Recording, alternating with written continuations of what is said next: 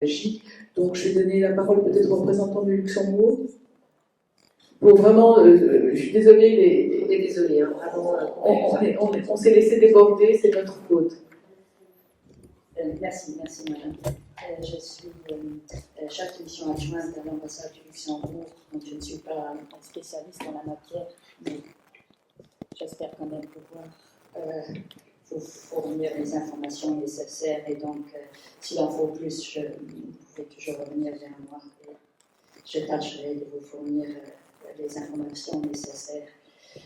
Donc, la lutte contre la fraude en matière de sécurité sociale est évoquée dans le programme de coalition gouvernementale de 2013, où il est notamment prévu que le gouvernement accorderait plus d'importance à la définition d'une politique de prévention des abus et des pratiques non conformes dans le cadre de prestations et de sécurité sociale. Le programme retient également que dans le contexte des prestations de sécurité sociale transfrontalières, une collaboration plus étroite avec les institutions de sécurité sociale étrangères s'impose. Il faut savoir qu'au Luxembourg, dans un pays qui a 600 000 habitants à peu près, il y a 200 000 travailleurs transfrontaliers qui viennent tous les jours travailler au Luxembourg. Donc automatiquement, si on parle d'abus et de fraude, c'est un sujet qui est transfrontalier dans notre pays. Si les efforts en la matière avaient commencé bien avant cette date, en 2013, notamment dans la lutte contre le travail non déclaré, déjà dans les années 70, les efforts sont renforcés et systématisés lors de la décennie en cours.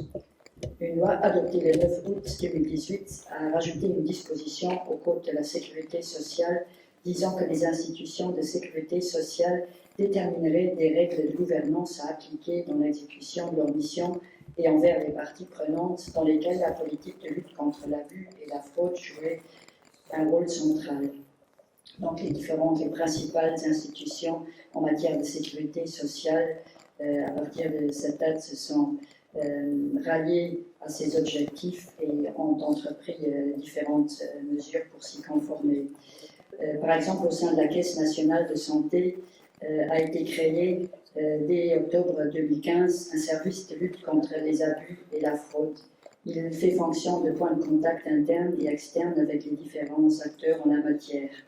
La lutte contre l'abus et la fraude est réalisée autour de plusieurs axes: la détection, la prévention, consistant dans des contrôles individuels, aussi bien a priori qu'a posteriori de l'octroi de prestations. Puis l'information, la sensibilisation au moyen de courriers d'information, de feedback sur les activités d'évaluation et de contrôle, de simples rappels de règles ou d'avertissements. Finalement, la poursuite et la sanction qui peuvent se situer entre une simple restitution de l'indu, un rappel des règles ou une action au pénal, selon bien sûr la gravité des faits. Le bilan du lancement de cette démarche fut globalement positif et le grand nombre de dossiers, tout comme la diversité des affaires traitées ou transmises, ont mené à une réflexion par rapport aux orientations et aux priorités. La Caisse nationale de santé est également en train d'élaborer une stratégie, mais malheureusement elle n'est pas terminée en ce moment, mais je crois que ça ne devrait pas tarder. Le bilan de l'année 2017 s'est conclu par le constat que la Caisse nationale de santé devait continuer à affiner sa démarche en matière de lutte contre l'abus et la fraude vis-à-vis des prestataires surtout, notamment par rapport aux médecins. Au sein de l'association d'assurance accident, donc une autre importante institution de notre système de sécurité sociale, un sous-service abus et fraude a officiellement été créé en 2017 et se trouve depuis lors en phase d'amélioration et de structuration continue. Là, il procède à des contrôles de la réalité des faits, compte tenu des déclarations d'accident, afin de prévenir toute indemnisation indue en cas de fausse déclaration, voire de simulation d'accident de travail. Un deuxième contrôle est effectué en aval, après la reconnaissance des dossiers accidents dans le cadre du traitement de demandes d'indemnisation, au cas où les éléments nouveaux et suspects peuvent être détectés.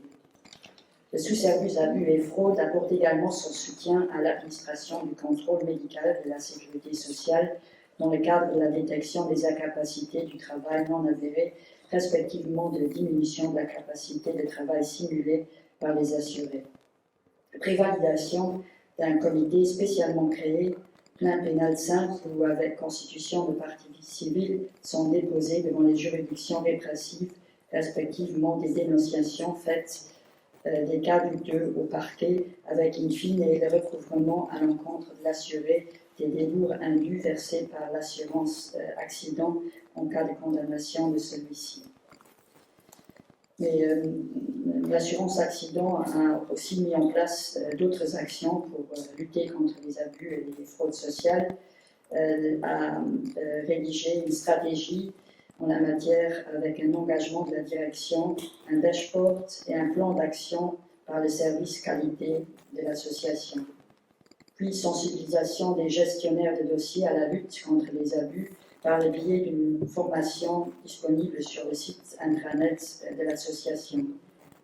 Il y a aussi un projet de formation des gestionnaires de dossiers à la terminologie et à l'anatomie médicale de base.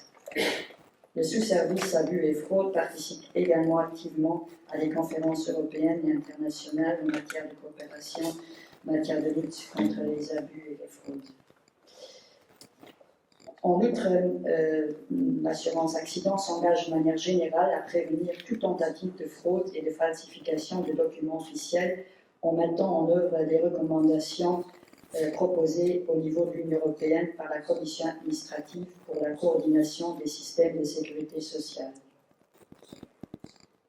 Le service restitution du Fonds national de solidarité, une troisième institution dont je donne l'exemple ici, issu du service recouvrement, effectue des sorties régulières sur le terrain dans le cadre de sa lutte contre les fraudes et vérifier si les conditions d'octroi sont toujours remplies. Des contacts avec de nombreux commissariats de proximité ainsi que d'autres services de police ont été pris et une collaboration fructueuse s'est mise en place. Une participation à la formation continue des agents de proximité dans le cadre de la lutte antifraude est également mise en place. Le service répression des fraudes traite toutes les dénonciations rentrant en Fonds national de solidarité de diverses sources et organise des contrôles collectifs d'adresses déterminées. Une collaboration avec les différentes administrations est également mise en place pour certains dossiers conjoints. Ce service prépare également les dossiers en vue d'introduction de plaintes au parquet. Donc il y a donc en général un renforcement de la coopération et des échanges entre les diverses institutions au plan national concernées par la sécurité sociale.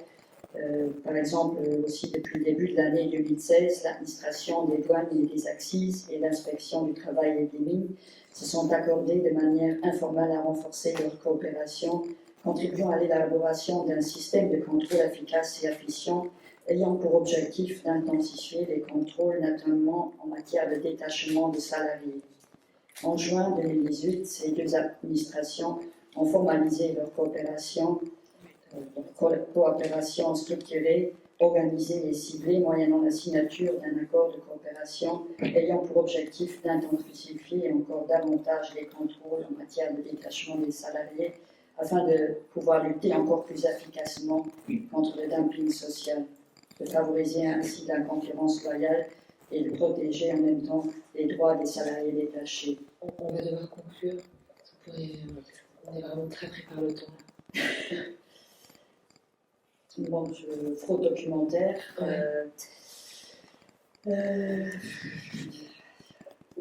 Oui, mais si vous pouvez nous passer. Je pense qu'on rééchangera avec chacun d'entre vous si vous pouvez nous passer vos notes. Je pense que c'est vraiment les points saillants. Est-ce qu'il y a un accord de coopération ou des accords de coopération avec la France particulièrement? Vous allez se les mettre en exergue. Je pense que c'est intéressant de pouvoir juste l'évoquer en mode conclusion. Il y en a plusieurs, mais les derniers qui ont pu être sous forme d'échange de lettres sur le développement de la coopération et de l'entraide administrative en matière de sécurité sociale.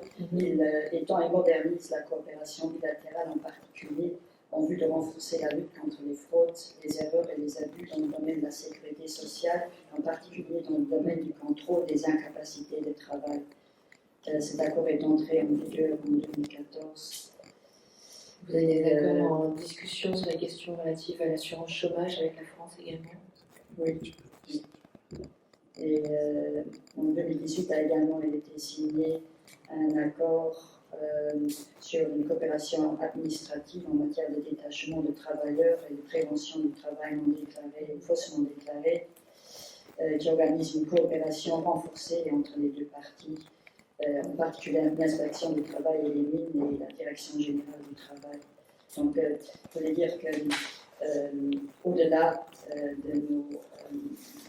de la réglementation européenne, on a des conventions bilatérales avec les pays tiers, mais surtout avec les pays voisins et au sein du Benelux aussi, qui vont, la coopération va au-delà de ce qui est prévu au niveau européen. Oui, merci. Ce